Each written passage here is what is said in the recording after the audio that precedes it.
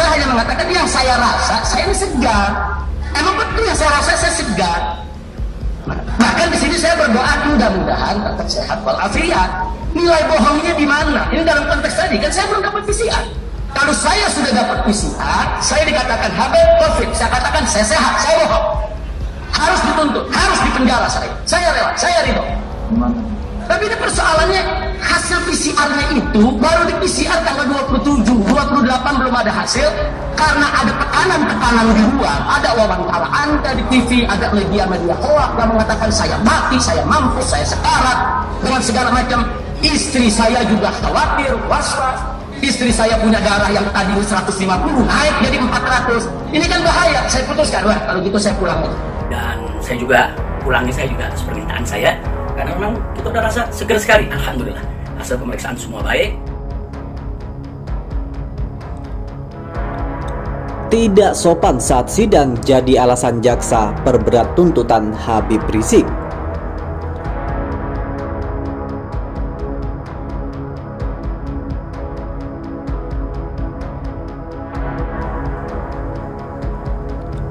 Habib Rizik dituntut 6 tahun penjara di kasus tes usap RS Umi. Menjatuhkan pidana penjara kepada terdakwa Waris bin Siham alias Habib Muhammad Rizik Syihab selama 6 tahun penjara. 2. Menjatuhkan pidana penjara kepada terdakwa Muhammad bin Alatas bin Abdul Rahman Alatas selama 2 tahun. Tuntutan 6 tahun itu kami rasa nggak masuk akal ya, karena memang ini kan sebenarnya cuma karena Habib Rizik awalnya hanya mengatakan alhamdulillah sehat-sehat saja gitu, cuman kemudian dituntut begitu berat gitu, bahkan jauh gitu. Tadi juga Dr. Andi Tatat juga dituntut 2 tahun, jadi Habib Hanif pun dituntut 2 tahun. Jadi yang paling tinggi itu Habib Rizik 6 tahun, padahal Habib Rizik itu justru yang tidak terlalu banyak dalam masalah RS Umi ini bergeraknya. Kalau ada sesuatu hal menyangkut saya bisa saya hadapi sendiri. Saya tidak ingin melibatkan siapapun untuk khawatir ataupun besar. Tapi untuk yang terakhir, yang hasil PCR, karena memang kita sudah dirawat, sudah rame, baru saya tugaskan Habib Hanif untuk menanyakan hasil PCR. Jadi saya sama sekali soal reaktif yang antigen saya tidak kasih tahu siapapun. Istri saya itu pun setelah dirawat di rumah sakit. Itu ditujukan supaya data Habib Rizik itu jangan diungkap ke publik, ke media luas gitu. Karena memang apa urusannya media? Kalau seandainya pemerintah, dinas kesehatan, terus juga Kementerian Kesehatan sesungguhnya sudah tahu gitu, sudah masuk database Habib Rizik ini ke Dinas Kesehatan Bogor. Cuman yang pasti adalah waktu dilakukan tracing oleh Dinas Kesehatan Bogor, dalam fakta persidangan disebutkan memang dilakukan tracing oleh Dinas Kesehatan Bogor. Nah, ya ini perawat-perawat di rumah sakit Umi. Gitu. Tapi kemudian ditemukan semuanya negatif. Nah, satu-satunya yang terkena COVID waktu itu adalah Pak Andi Tatat, Dr. Andi Tatat, yang sebenarnya tidak pernah sama sekali baik bersentuhan ataupun ketemu sama sekali dengan Habib Rizik. Gitu. Dr. Andi Tatat sama sekali tidak pernah ketemu sama Habib Rizik. Tapi yang justru berkontak erat dengan Habib Rizik, perawat-perawat yang merawat Habib Rizik, itu semua dinyatakan negatif. Mulia, kalau tadi Dr. Andi Tatat tidak pernah bertemu dengan saya di rumah sakit, kemudian beliau belakangan terkena COVID ya, tidak ada hubungan dengan saya, bahkan 3 perawat yang melayani saya. 3 orang perawat yang setiap hari melayani saya, tidak berhubungan dengan saya langsung aja. Para perawatnya tidak ada yang kena. Jadi kalau kemudian Dr. Andi Tatat terkena COVID mau dikait-kaitkan dengan saya, terlalu jauh, karena saya nggak pernah bertemu dengan beliau. Baik, jadi menurut Anda Bang Ali, tuntutan atas berita bohong terhadap hasil swab ini tidak tepat? Tidak ada yang bohong di sini? Iya, memang begitu. Gitu. Termasuk videonya tidak bohong ya Pak ya? Ya karena posisi di situ Habib Rizik belum tahu sesungguhnya hasil PCR-nya. Oh, ketika video yang beliau mengatakan beliau maupun menantunya mengatakan dalam kondisi sehat itu belum tahu hasil dari PCR-nya. Iya, belum tahu hasil PCR-nya tuh bagaimana. Tapi memang kondisinya sebenarnya tidak sehat ya Pak ya? Atau baik-baik saja atau sehat-sehat saja? Jadi secara subjektif memang Habib Rizik itu biasa-biasa saja merasa. Artinya ya sedikit kelelahan dalam arti itu terjadi memang. Cuman kemudian Habib Rizik pribadi mengakui bahwa kondisi yang dia rasakan dan yang dilihat oleh Habib Hanif kondisinya baik-baik saja. Gitu. Dan itulah yang diungkapkan dalam video.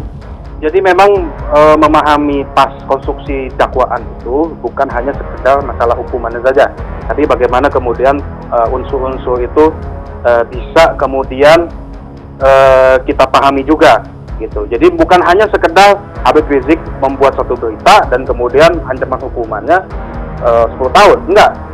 Habib Rizik gitu, dalam dakwaan itu dituduh melakukan kebohongan gitu. Nah, kemudian sengaja untuk kebohongan itu disebarkan untuk membuat keonaran. Nah, ini yang kemudian kita lucu. Kenapa? Karena jaksa dalam membuktikan keonaran itu menggunakan kondisi pro kontra, kondisi kemudian terjadi perdebatan, kemudian terjadi hal-hal yang sesungguhnya biasa dalam iklim demokrasi. Gitu. Jadi apa namanya? Makanya dari awal kita bilang nggak masuk akal kalau pasal ini dikenakan, ya karena satu, ini pasal sesungguhnya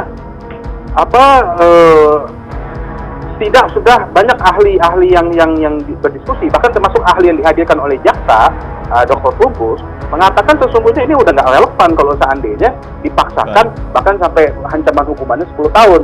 Gitu. Nah, satu. Kedua, soal Habib Rizik tadi sebagaimana Pak Islah terangkan, berarti sebenarnya secara tidak langsung Pak Islah itu mengakui bahwa memang aroma politik dalam kasus ini pun juga atau pengaruh yang karena kita bicara pengaruh tadi. Nah, pengaruh yang dimaksud itu apakah pengaruh politik? Selain kasus hasil swab tes di rumah sakit Umi ini, Pak Ali.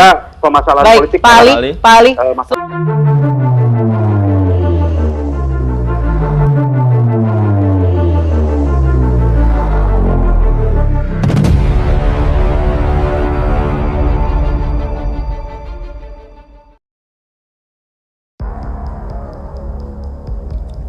Habib Rizik dituntut 6 tahun penjara di kasus tes usap RS Umi. Pendakwa kondang Habib Rizik Syihab dituntut bersalah dalam perkara hasil swab tes atau tes usap COVID-19 di RS Umi, Kota Bogor, Jawa Barat.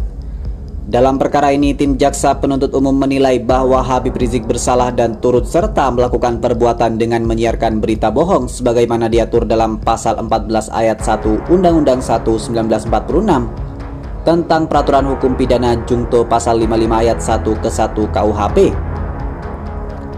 Menjatuhkan pidana penjara terhadap terdakwa Muhammad Rizik bin Hussein Syihab alias Habib Muhammad Rizik Syihab selama 6 tahun penjara, tuntut jaksa di Pengadilan Negeri Jakarta Timur pada Kamis siang 3 Juni 2021. Sementara itu, Habib Hanif Alatos yang merupakan menantu Habib Rizik juga disebut terbukti dan meyakinkan bersalah dengan menyiarkan berita bohong sebagaimana diatur dan diancam dalam pasal 14 ayat 1 Undang-Undang 1 1946 tentang peraturan hukum pidana Jungto pasal 55 ayat 1 ke 1 KUHP sebagaimana dalam dakwaan pertama primer. Menjatuhkan pidana penjara terhadap terdakwa Muhammad Hanif Alatos selama 2 tahun dikurangi selama terdakwa berada dalam tahanan. Menyatakan terdakwa tetap berada di dalam tahanan, kata jaksa. Dalam perkara kerumunan di Petamburan, Habib Rizik divonis 8 bulan penjara, sedangkan perkara kerumunan di Megabendung, Kabupaten Bogor, Jawa Barat divonis denda 20 juta rupiah. Tidak sopan saat sidang jadi alasan jaksa perberat tuntutan Habib Rizik.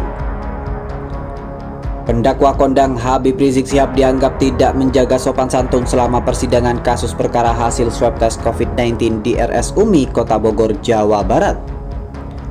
Atas alasan itu, jaksa penuntut umum memperberat tuntutan kepada Habib Rizik Syihab. Dalam sidang yang digelar di Pengadilan Negeri Jakarta Timur pada Kamis siang 3 Juni, JPU menilai Habib Rizik terbukti bersalah menyiarkan berita bohong sebagaimana diatur dalam pasal 14 ayat 1 Undang-Undang 1 1946 tentang peraturan hukum pidana Jungto pasal 55 ayat 1 ke 1 KUHP. Habib Rizik lantas dituntut dengan hukuman 6 tahun penjara. Tim JPU turut mengurai hal-hal yang memberatkan dan meringankan tuntutan kepada terdakwa Habib Rizik saat persidangan. Hal yang memberatkan bagi Habib Rizik adalah pernah dihukum pidana sebanyak 2 kali pada 2003 dan 2008 lalu. Selain itu, Habib Rizik juga dinilai tidak mendukung program pemerintah dalam percepatan pencegahan COVID-19 serta dianggap mengganggu ketertiban umum. Terdakwa selama persidangan juga tidak menjaga sopan santunnya. Kata jaksa, membacakan poin terakhir hal yang memberatkan tuntutan di Pengadilan Negeri Jakarta Timur Kamis siang 3 Juni. Sementara hal yang meringankan Habib Rizik adalah dapat memperbaiki sikap di kemudian hari usai menjalani masa hukumannya.